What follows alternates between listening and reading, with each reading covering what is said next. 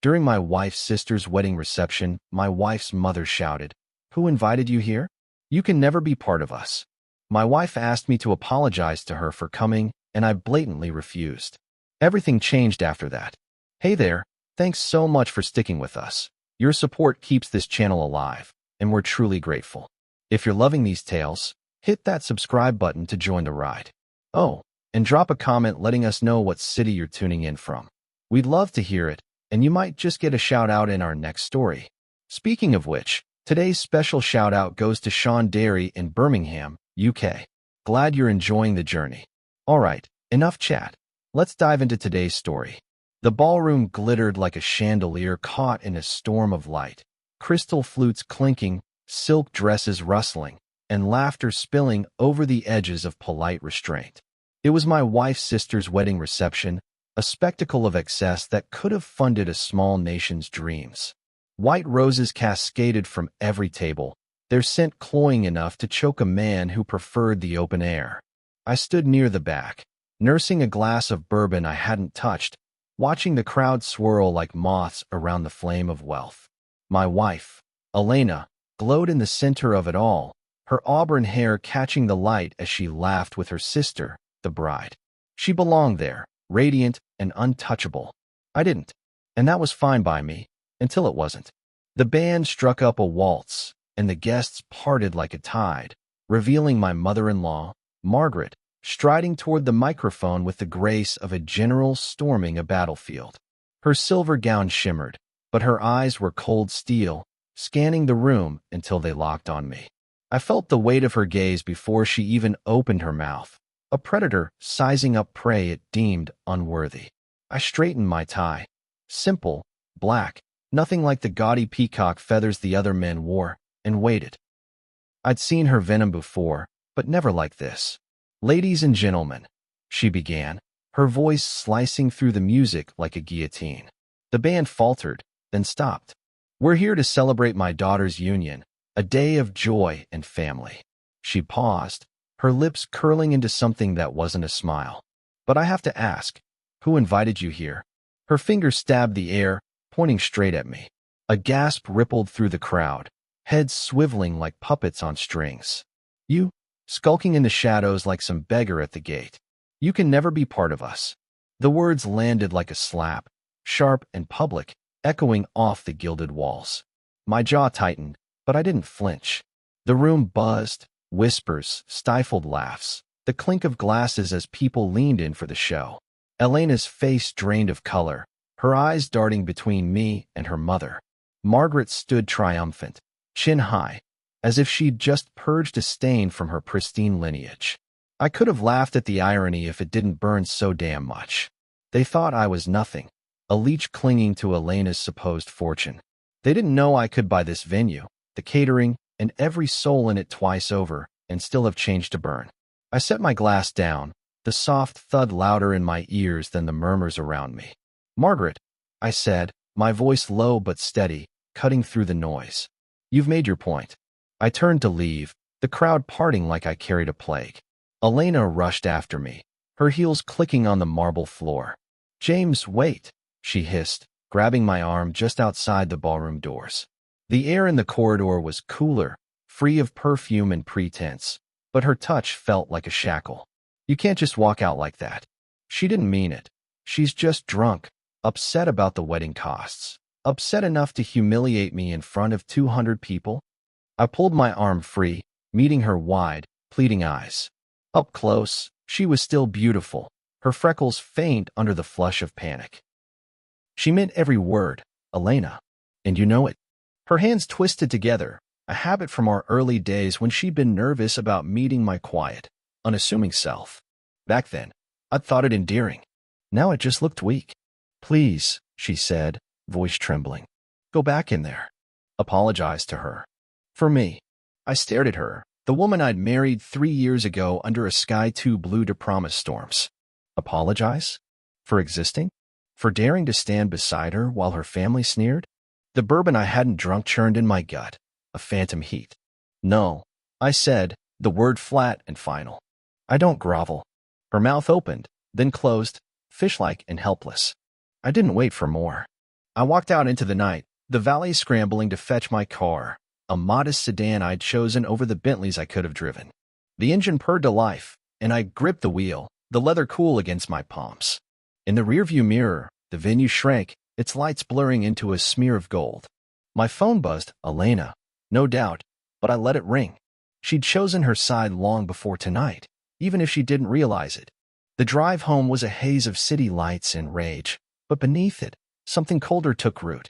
They thought I was nothing. Margaret, with her venomous tongue. Elena, with her spineless plea. Her sister, smirking through her veil, and the rest of that clan, dripping in borrowed arrogance.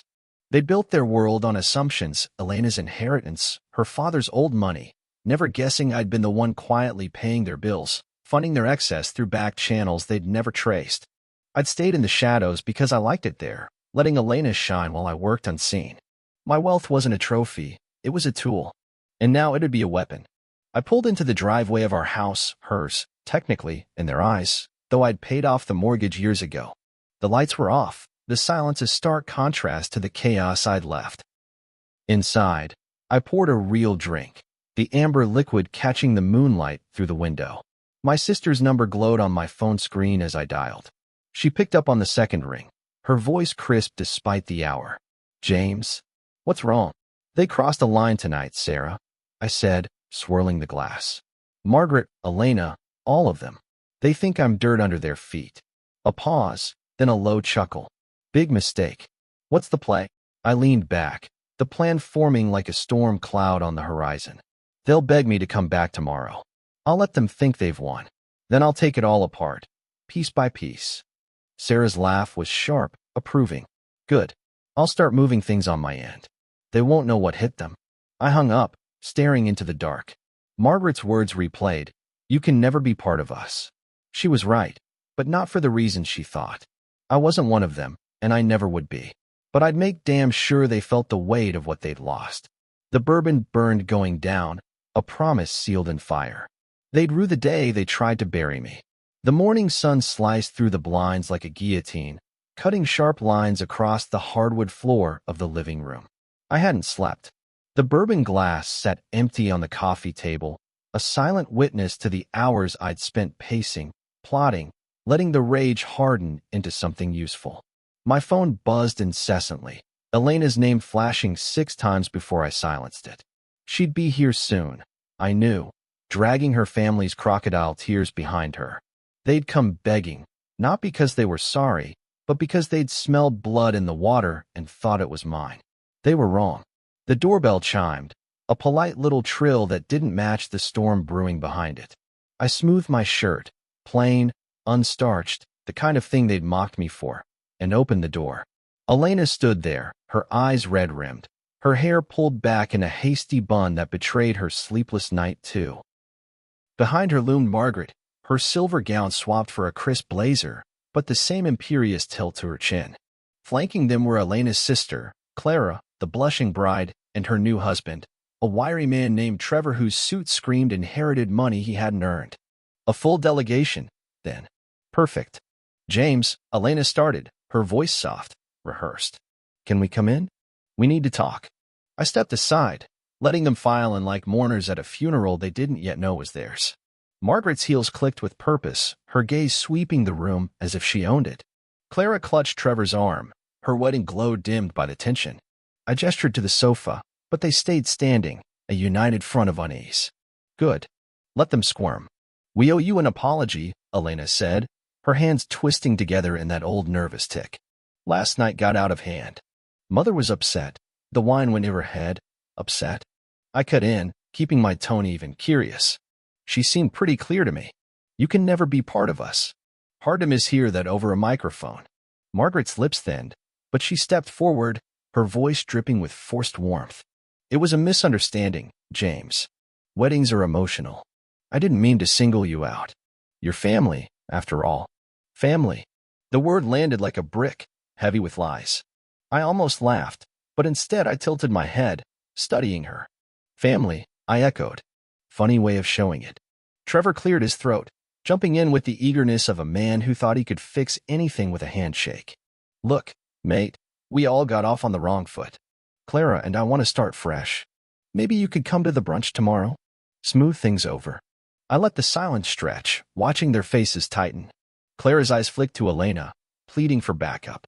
Margaret's jaw twitched, a crack in her armor. They weren't here to mend fences, they were here to test me, to see if I'd bend. I'd give them what they wanted, just not the way they expected. All right, I said finally, letting my shoulders slump a fraction, my voice soften. I'll come to the brunch. No hard feelings. I even managed a small, tight smile, the kind a beaten dog might offer its master. Their relief was palpable. Elena's exhale, Margaret's smug nod, Trevor's quick grin. They thought they'd won me over, tamed the stray. Idiots. Elena crossed the room, touching my arm. Thank you, James. This means a lot. Her fingers lingered, a ghost of the intimacy we'd once had. I didn't pull away, let her think she still had a hold. As they left, Margaret lingered at the door, her eyes narrowing. You're a good man for this, she said, a faint edge to her tone. Not everyone would be so forgiving. A test, maybe, or a warning. I just nodded, closing the door behind her with a soft click that felt like a lock snapping shut. The house fell silent again, but my mind was anything but. I pulled out my laptop, the screen's glow casting shadows across my face as I logged into accounts they'd never dreamed I owned. A memory flickered. 5 years ago, sitting in a cramped diner with Sarah, counting loose change to split a coffee while we sketched out our first real estate deal. We'd flipped a rundown warehouse into a gold mine, then another, then a dozen more.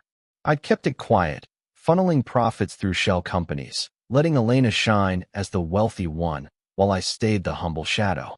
Her family's old money had dried up long ago. They just didn't know I'd been propping them up, paying off their debts through discreet favors. Until now. My phone rang. Sarah. I answered, leaning back in my chair. They just left, I said. Hook, line, and sinker. Her laugh was a razor's edge. They're predictable. What's next? They think I'm broken, I said, scrolling through a list of their financial ties. Clara's boutique, Trevor's failing startup, Margaret's charity that was more slush fund than goodwill. I'll play along. Go to their damn brunch. Meanwhile, you start pulling strings. The boutique's lease is up next month. Let it lapse. Trevor's investors? Spook them. Done, she said, her voice all business. And your assets? Start the transfers. Quietly. I want it all in your name by the time this blows up. She paused, then asked, Elena too? I hesitated, the memory of her touch still warm on my arm.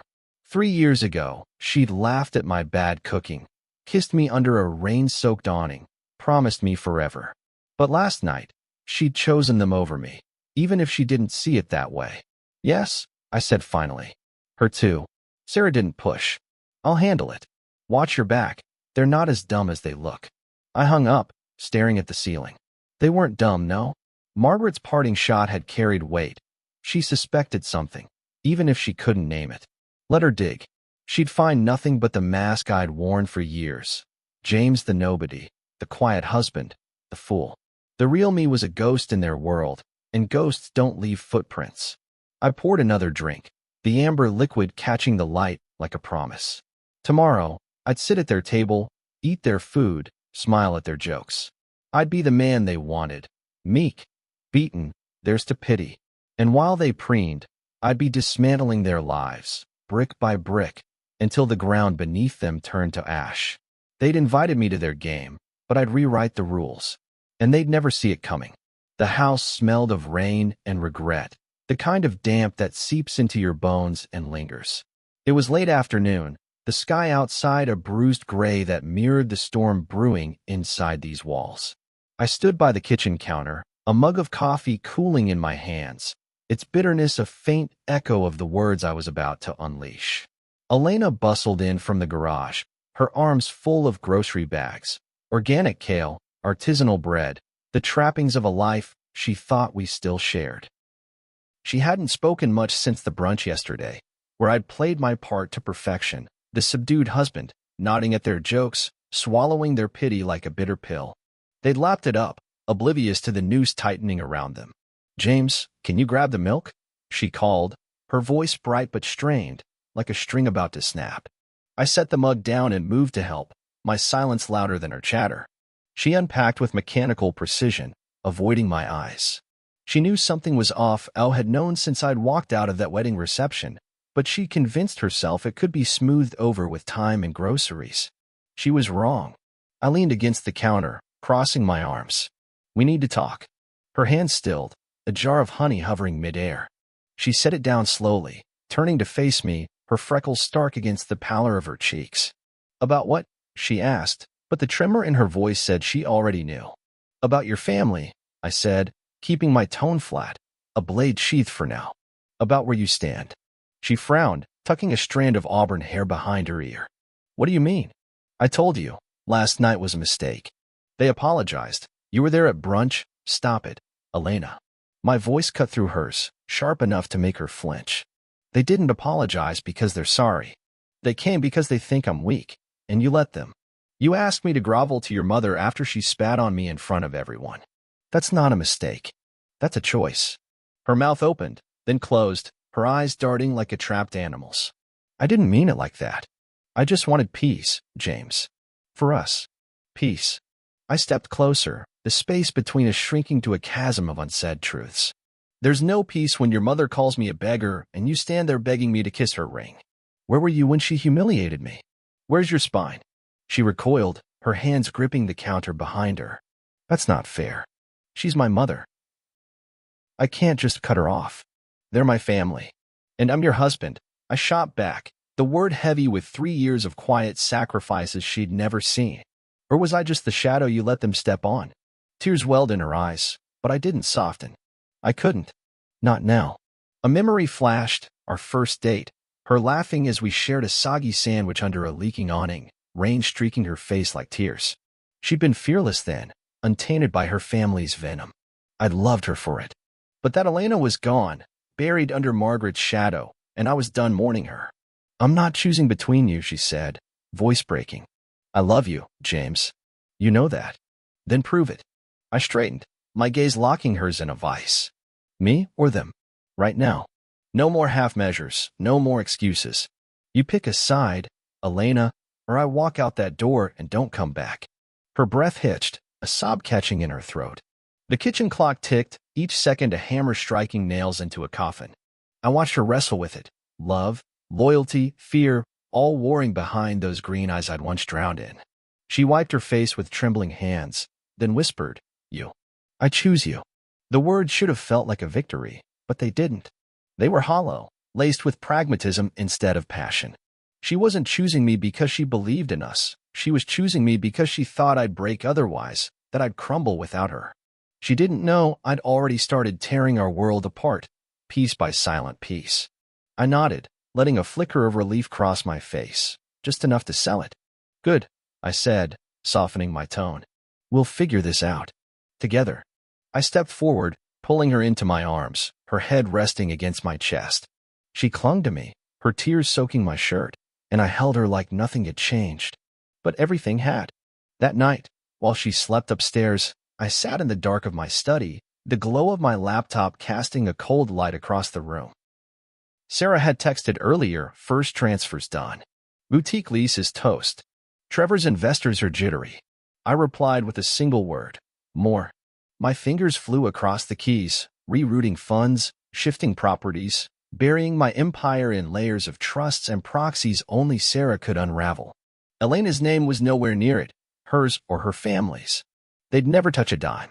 Another memory crept in. Elena's father, drunk at a Christmas party 2 years ago, boasting about his legacy, while I quietly paid off his gambling debts to keep their mansion out of foreclosure. I'd done it for her, back when I thought love meant carrying their burdens. Now I saw it for what it was, a leash they'd slipped around my neck, when I'd worn too long. The floor creaked behind me. I closed the laptop just as Elena appeared in the doorway, her silhouette framed by the hall light. Can't sleep? She asked, her voice small. Work. I lied, turning to face her. Go back to bed. I'll be up soon. She hesitated, then nodded, shuffling away. I waited until her footsteps faded, then opened the laptop again. The screen glowed with a new email from Sarah. Next batch ready. Say the word. I typed back. Do it. The coffee was cold now, but I drank it anyway, the bitterness grounding me. Elena had chosen me, but it was too late. She'd sealed her fate the moment she'd asked me about a Margaret. Tomorrow, I'd keep up the charade, breakfast together, smiles, promises of a fresh start. She'd believe it because she wanted to, because she couldn't imagine the man she'd married was a stranger now. And while she dreamed of reconciliation, I'd be stripping her world bare, brick by brick, until nothing remained but the echo of her choice. The air in the city buzzed with the hum of a machine starting to break, gears grinding, bolts loosening, a collapse no one saw coming but me. It was a week after Elena's choice, and I sat in a corner booth at a diner nobody in her family would ever step foot in. The coffee was burnt, the vinyl seats cracked, but it was mine, a relic of the days when Sarah and I had clawed our way up from nothing. My phone lay face up on the table, a steady stream of texts from Sarah lighting the screen. Boutique lease terminated. Landlords moving new tenants in next week. Trevor's lead investor pulled out, panic setting in. I sipped the coffee, its acrid bite a fitting match for the satisfaction curling in my chest. The pieces were falling, and I was the invisible hand knocking them down. Elena had been clingy since the ultimatum, hovering like a moth around a flame she didn't know was rigged to burn her. Breakfasts were a performance now, her chattering about reconciliation, me nodding over pancakes I didn't taste. She thought we were healing. I let her. It kept her blind while I worked. This morning, she'd kissed my cheek before heading to a yoga class, oblivious to the storm I'd unleashed. By noon, the first cracks would show, and I'd be there to watch them widen. I drove to the bank next, a nondescript branch where I'd parked millions under layers of aliases. The teller, a young guy with a nervous tic, didn't blink when I handed over instructions to shift another chunk of assets to Sarah's holding company. Routine transfer, I said, and he nodded like it was nothing, though the numbers on the screen could have bought his life 10 times over. Outside, the wind whipped through the streets, carrying the faint scent of rain and ruin. My phone buzzed again. Sarah, Clara's boutique staff just got eviction notices. She's freaking out. Want me to push harder? I typed back, yes. Hit Trevor next. Full collapse. The unraveling began in earnest that afternoon. I was at home, pretending to read a book in the study, when Elena burst in, her face a mask of panic. James, something's wrong. Clara just called me in tears. The boutique's lease is gone. They're locking her out tomorrow. I looked up, furrowing my brow in feigned concern. Gone? How does that happen? I don't know. She paced, her yoga leggings still damp with sweat. She said the landlord wouldn't negotiate, just send a notice, and that was it. She's losing everything. Her inventory, her clients. And Trevor's a mess, too. Some investor bailed on his startup. It's like everything's falling apart at once. I set the book down, leaning forward. That's rough. Did they say why? No. It's all vague. Business decisions, market shifts. Clara thinks someone's targeting them, but that's crazy, right? Her eyes searched mine, desperate for reassurance. I gave her a slow nod, my face a perfect mask of sympathy. Sounds like bad luck, I said. Maybe it'll blow over. She didn't buy it, not fully. Her fingers twisted together, that old tic flaring under stress. It's too much at once. Mom's freaking out. She's calling everyone she knows to figure this out. Let me know if I can help, I said, standing to pull her into a hug. She melted against me, her breath shaky. We'll get through it. The lie slid out smooth as silk, and she clung to it, blind to the puppet strings I'd already pulled.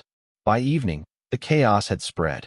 I drove to Margaret's sprawling estate, Elena's insistence, a family meeting to regroup. The mansion loomed against the darkening sky, its manicured lawns a stark contrast to the disarray inside.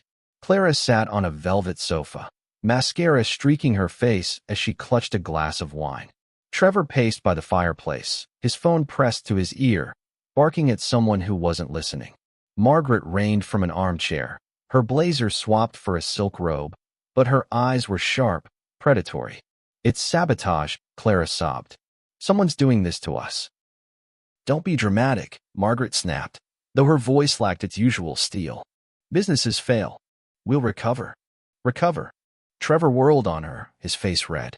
My startup's dead, 3 investors gone in a day. That's not a coincidence. I lingered by the doorway, hands in my pockets, the quiet observer they'd always dismissed. Elena sat beside Clara, murmuring comfort, while I cataloged their weaknesses. Clara's boutique was just the start. Sarah had already lined up creditors to call in Trevor's loans, and Margaret's charity was next, its donors about to get anonymous tips about mismanaged funds. They'd feel the squeeze, but they'd never trace it to me. Not yet. Margaret's gaze landed on me, narrowing. "James," she said, her tone clipped. "You're awfully quiet. Any thoughts?" I shrugged, keeping my voice mild. "Sounds like a rough patch. I'm sure you'll figure it out. You always do." Her lips pursed, suspicion flickering in those cold eyes. "Yes. Well, we've weathered worse. Family sticks together." "Always," I agreed, meeting her stare with a faint smile. She didn't blink, and for a moment, I wondered if she sensed the trap closing. But then Trevor swore at his phone, and her attention snapped away. I slipped out to the porch, the night air cool against my skin, and checked my messages. "Sarah, charity donors spooked. 2 pulled funding tonight. They're crumbling." I typed back. "Keep going. No mercy." The door creaked behind me. Trevor stepped out, lighting a cigarette with shaky hands. "Hell of a day," he muttered, exhaling smoke. "You believe this crap?" "Hard to," I said, leaning against the railing. "Almost feels personal." He froze, the cigarette halfway to his mouth. "You think so too?" I shrugged again, planting the seed. "Who'd want to hurt you all like this?" He stared at me, then shook his head. "No clue. But if I find out," he trailed off, flicking ash into the dark. I didn't push, just let the paranoia take root. Inside, Clara's sobs grew louder, Margaret's voice rising to drown them out. The machine was breaking, and I was the ghost turning the screws. Driving home, Elena was quiet, her hands knotted in her lap. "They're scared," she whispered. "I've never seen them like this." "They'll bounce back," I lied, my eyes on the road. "They always do." But they wouldn't. Not this time. Sarah and I had built an empire on patience and shadows, and now we'd use it to bury them. The unraveling had begun, and I'd watch it burn to the ground, piece by precious piece. The days bled into weeks, each one a thread in the tapestry of ruin I wove around Elena and her family. October had settled over the city like a shroud, crisp air, leaves crunching underfoot, the world shedding its skin while I shed mine. The house felt like a stage now, every room a set for the performance I'd perfected. James the husband, steady and forgiving, a prop in Elena's fragile hope. She clung to me harder as her family crumbled, her smiles brittle, her touch desperate. I played along, my mask seamless, while behind it, I dismantled everything she knew. Mornings were a ritual of lies. I'd wake early, brew coffee, and sit at the kitchen table with a newspaper I didn't read, letting her chatter fill the silence. Today was no different. She shuffled in, wrapped in a robe that hung loose on her thinning frame. Stress had carved hollows under her eyes, dulled her auburn hair. "Clara's moving in with Mom tomorrow," she said, pouring tea with hands that trembled slightly. "The boutique's gone. She's selling what's left online, but it's not enough." I folded the paper, setting it aside. "That's tough. She'll figure something out." Elena's lips pressed into a thin line. "I don't know, James. It's like the ground's falling out from under us. Trevor's barely speaking. He's holed up in some cheap rental, chasing investors who won't call back. Mom's charity gala got canceled. Donors keep dropping out. It's unnatural." I sipped my coffee, the bitterness a comfort. Bad luck comes in waves. They'll pull through. She stared at me, searching for something, reassurance, maybe, or a crack in my calm. "You really think so?" "Always have," I said, meeting her gaze with a steady warmth I didn't feel. She nodded, clinging to the lifeline, and I let her. She didn't see the text from Sarah lighting up my phone under the table. "Charity's toast, last donor bailed. Trevor's loans called in. Clock's ticking." I'd reply later, when her back was turned. The facade held through dinners, 2 quiet meals where she'd pick at her food, recounting the family's latest woes. I'd nod, offer platitudes, pour her wine. She'd started drinking more, her laughter edged with something raw. "You're my rock, James," she said one night, her hand squeezing mine across the table. "I don't know what I'd do without you." I smiled, squeezed back, and said nothing. The irony was a blade in my gut, but I learned to live with its twist. Behind the scenes, I worked like a surgeon excising a tumor. Late nights in the study, the glow of my laptop a cold companion. I finalized the last transfers. Properties, beach houses, city lofts, the vineyard Elena loved but never knew I'd bought, slipped into Sarah's name, buried in trusts no lawyer could untangle. Bank accounts drained into offshore havens, leaving just enough in our joint one to keep Elena from noticing. Sarah was a machine. Her updates relentless. Vineyards gone. Margaret's mortgage lenders sniffing around. Foreclosures next. I typed back, finish it. And she did. The cracks widened daily. Clara called one afternoon, her voice shrill through the speakerphone as Elena listened, pale. They took my car. Elena. Repossessed it right out of Mom's driveway. How am I supposed to live? Trevor's startup folded the next day, a headline in the local paper I left on the counter for Elena to find. Margaret's charity faced an audit, whispers of fraud circling like vultures. Elena cried herself to sleep most nights, her sobs muffled by the pillow, while I lay beside her, staring at the ceiling, my heart a stone. I wasn't cruel, not outwardly. I'd hold her when she reached for me, murmur comfort she mistook for love. But inside, I was a ghost, detached, counting down. The final piece fell into place on a Thursday, the air thick with the promise of rain. Sarah called while Elena was out, her voice crisp. It's done. Everything's mine, legally, irreversibly. You're a pauper on paper. Good, I said, standing at the window, watching leaves spiral in the wind. Files ready, signed and sealed. Divorce papers are with the lawyer. Drop them whenever you're set. Tomorrow, she'd wake to the papers, the truth crashing down like a wave she couldn't outrun. She'd call, scream, beg. And I'd be gone, a shadow slipping through her fingers. The rain tapped the window, a steady rhythm to my thoughts. They'd lost everything, money, status, pride, and they still didn't know why. I'd kept the facade up long enough to watch them fracture, to feel the weight of their arrogance turn to ash. Tomorrow, the mask would fall, and they'd see the man they'd dismissed. But tonight, I sat in the dark, the storm outside a mirror to the one I'd unleashed, and waited for the end. The courtroom smelled of polished wood and stale coffee, a sterile arena where lives were dissected under fluorescent lights. I sat at the petitioner's table, hands folded, my plain gray suit a deliberate contrast to the chaos about to erupt. Across the aisle, Elena hunched beside her lawyer, a wiry man with a cheap tie and a nervous tic. Her eyes were red, her auburn hair tangled, a far cry from the poised woman who'd once dazzled the wedding crowd. Behind her, Margaret loomed in the gallery, her silk scarf a defiant splash of color, while Clara and Trevor flanked her, their faces drawn with a mix of fury and fear. The air crackled with anticipation, a storm ready to break. The judge, a stern woman with steel-gray hair, tapped her gavel. Case number 4729, Dissolution of Marriage, James Carter versus Elena Carter. Counsel, proceed. Elena's lawyer stood, clearing his throat. Your Honor, we're contesting the division of assets. Mr. Carter claims no property, but my client asserts joint ownership of significant holdings, real estate, investments, a vineyard, no property. The judge interrupted, peering over her glasses at me.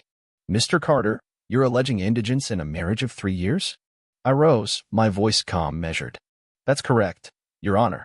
Everything I had is gone, transferred legally before these proceedings. I've got nothing to divide. A murmur rippled through the room. Elena's head snapped up, her eyes locking on mine, wide with disbelief. Her lawyer sputtered, that's preposterous. He's hiding assets, millions, we suspect. We demand discovery, bank records, the works. The judge raised an eyebrow, turning to my counsel, a sharp-eyed woman Sarah had hired, all business in her tailored suit. Miss Hargrove. She stood, sliding a stack of papers across the bench. All transfers were completed months ago, Your Honor. Legal, notarized, and filed with the appropriate authorities. My client owns nothing, no real estate, no accounts, not even a car in his name. Here's the documentation. The judge flipped through the pages, her frown deepening. Elena's lawyer lunged forward, voice rising. This is a sham. He's defrauded my client, moved everything to avoid a fair settlement. Prove it, I said, my tone low but cutting through the noise. All eyes swung to me, and I met Elena's stare head-on. Show me $1 I still control. You won't find it. Her lips trembled, then parted. James, what are you doing? Her voice cracked, a plea wrapped in rage. You can't just. Where did it all go? The gallery buzzed, Margaret leaning forward, her knuckles white on the railing. I didn't answer, not yet. The judge banged her gavel. Order. Mr. Carter, explain these transfers. Who holds the assets now? Before I could speak, the courtroom doors swung open, a sharp creak slicing the tension. Sarah strode in, her heels clicking with purpose, her dark hair pulled back in a sleek ponytail. She wore a black blazer that screamed power, her presence a thunderclap in the sterile room. I do, she said, her voice clear, unwavering. Sarah Carter, Mr. Carter's sister. The assets are mine, legally transferred over the past 6 months. I'm prepared to testify. Elena's lawyer gaped, papers slipping from his hands. Sister? This is collusion conspiracy. Prove it, Sarah shot back, her smile ablaze. She handed a folder to my lawyer, who passed it to the judge. Every transfer's documented. Dates, signatures, witnesses. James wanted out, and I took over. It's all above board. The judge scanned the documents, her expression unreadable. Elena stood, shaking, her voice rising to a shriek. You gave it all to her? Everything we built? The house, the vineyard, my life? I turned to her, my face a mask of calm. We didn't build anything, Elena. I did, and I took it back. Her hands flew to her mouth, a sob choking out. Margaret surged to her feet, her scarf slipping as she pointed at me. You snake. You've been playing us all along, ruining us while you hid behind this lie. The judge's gavel cracked again.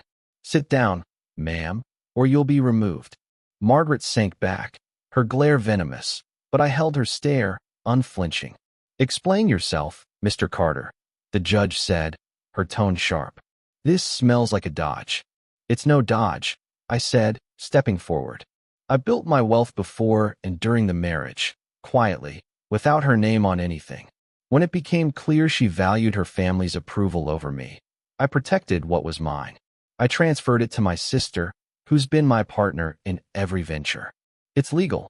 Check the dates. Most of it was gone before I filed. A memory flashed, Sarah and me in a dingy office, signing our first deal, her grin fierce as we shook hands over a future they'd never touch.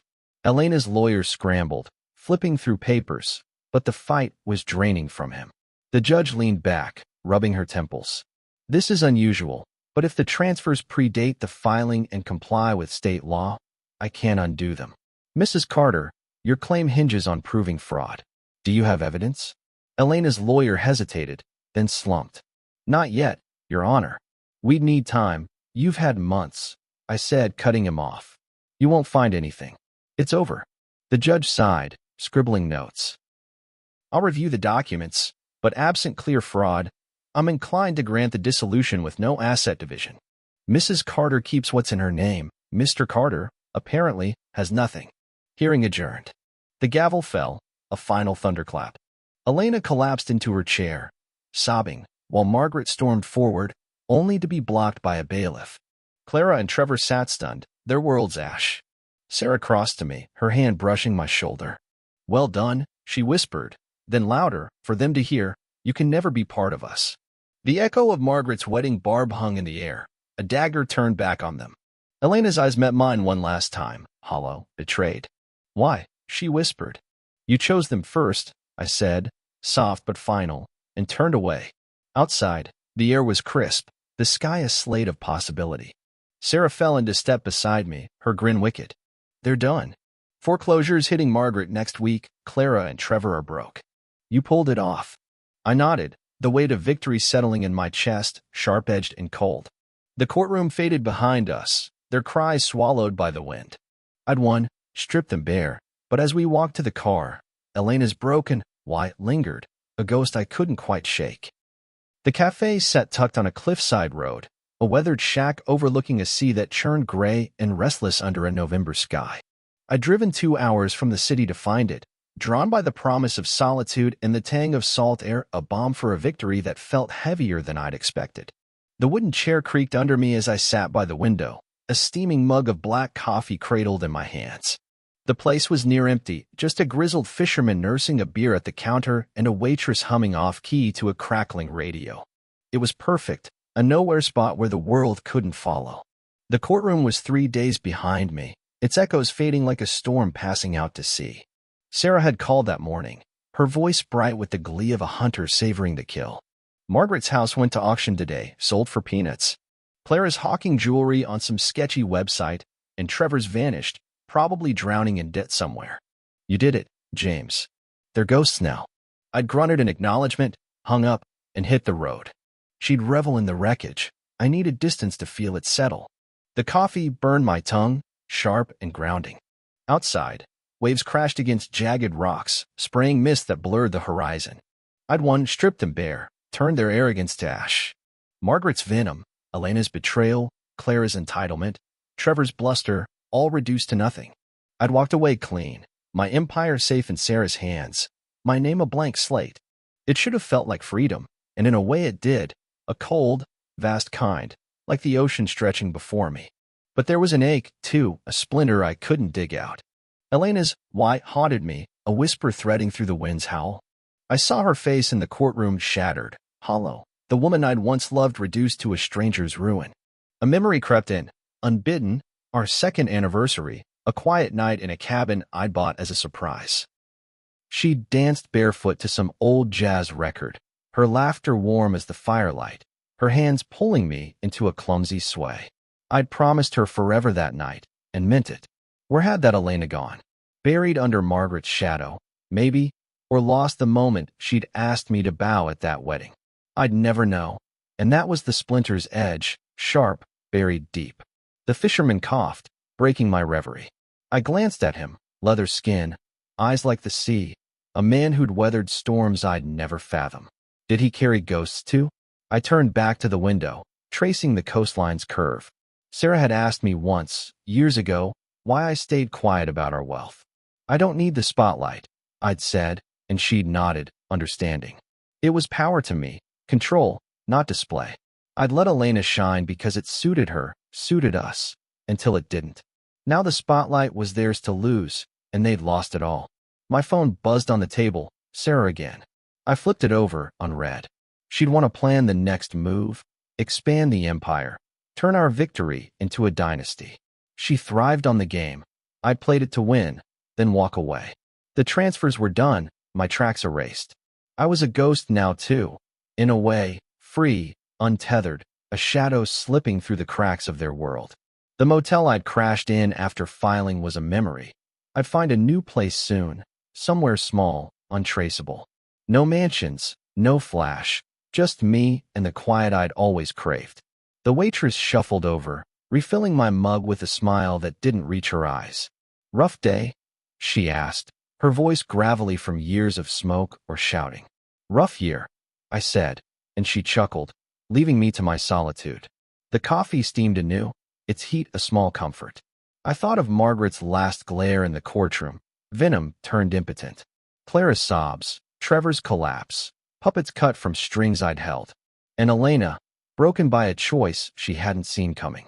I'd taken everything. Not out of greed, but justice, a reckoning for the night they'd tried to bury me. They'd never know the full scope, never trace the boutique's fall, the charity's ruin, the loans called in. That was the beauty of it, a perfect, invisible strike. But had I gone too far? The question gnawed, uninvited. Clara's kid, a nephew I'd met once, all sticky fingers and shy grins, would grow up in the fallout. Did he deserve the rubble I'd left? I pushed the thought down, sipping the coffee. They'd made their bed, all of them, when they'd sneered at me from that gilded stage. I just pulled the sheets tight. The radio crackled, a new snippet cutting through. Local heiress Margaret Langston loses estate in shocking foreclosure. I smirked, faint and fleeting. The world would move on, their names fading to whispers, then silence. Mine would too, by design. Sarah would carry the torch. I trusted her to wield it well. Me? I'd vanish, a shadow's edge against the light. The sea roared, relentless, and I leaned back, letting it fill the silence. Victory was mine, cold and complete, but that splinter remained, Elena's laugh, her touch, a life I'd burned to the ground. Was it worth it? The waves didn't answer, and neither did I. I finished the coffee, left a crumpled 20 on the table, and stepped into the wind. The cafe door swung shut behind me, the sound swallowed by the storm, and I walked into the gray, a ghost at peace with the shadows I'd cast. Well, that's the end of the story, but what do you think? Did James play the perfect game of revenge, Or did he lose something in the shadows he can't get back? Drop your thoughts in the comments. I'm reading every one. If this tale of betrayal and triumph hooked you, smash that like button, hit subscribe, and ring the bell so you don't miss my next audio story. See you in the next story.